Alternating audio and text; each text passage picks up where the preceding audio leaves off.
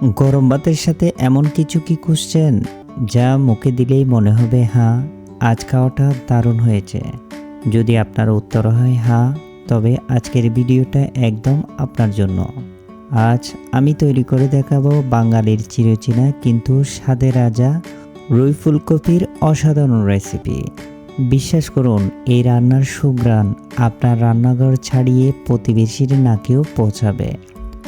ফুলকপি ছোট ছোট টুকরো করে কাটা, খুব বেশি ছোটও নয় আবার খুব বেশি বড়ও নয়।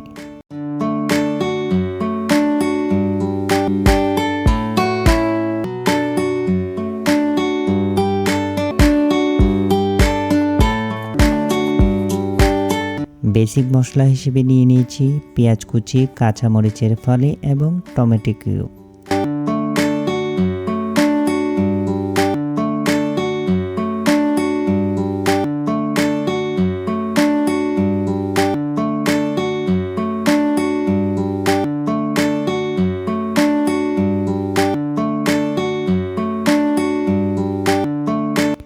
ম্যাজিক উপকরণ, এক মুঠো ফ্রেশ ধনেপাতা কুচি।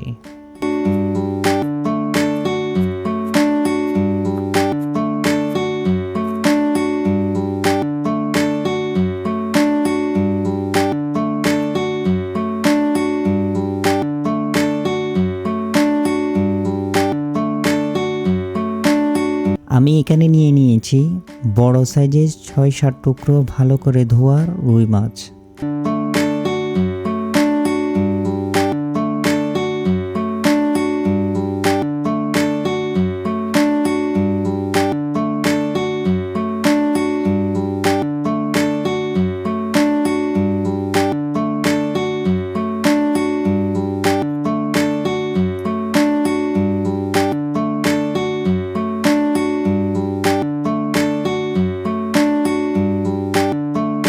প্রথমে এই মাছগুলো হাফ চামচ হলুদ আর স্বাদমতো লবণ দিয়ে ভালো করে ম্যাসাজ করে নিন আর অন্তত 10 মিনিট এইভাবে রেখে দিন যাতে নুন হলুদ মাছের ভিতরে পৌঁছায়।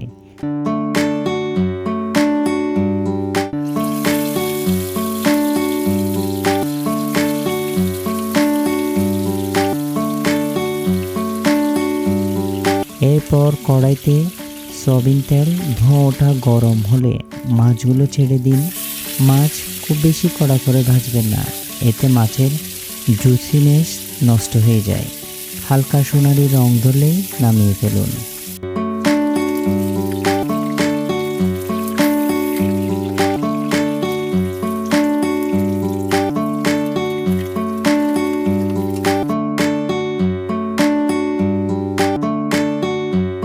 মশলা হিসেবে নিয়ে নিয়েছি লবণ, হলুদ আর সামান্য জিরা এবং ধনে গুঁড়ো। এখন ওই তেলেই দিয়ে দিন পেঁয়াজ কুচি। পেঁয়াজ যখন হালকা বাদামি হতে শুরু করবে তখন যোগ করুন স্বাদমতো লবণ।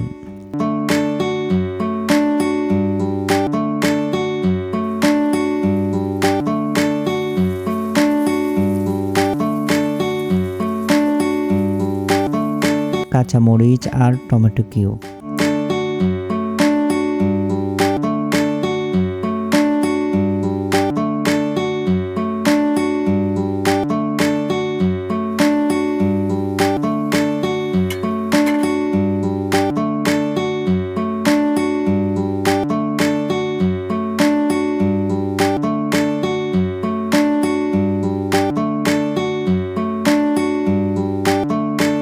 এবার সামান্য একটু জিরা বা ধনের গুঁড়ো দিয়ে দিন। মশলা ভালো করে কষিয়ে নিন। যখন তেল মশলা থেকে আলাদা হতে শুরু করবে তখন বুঝবেন আপনার ব্যাচ তৈরি।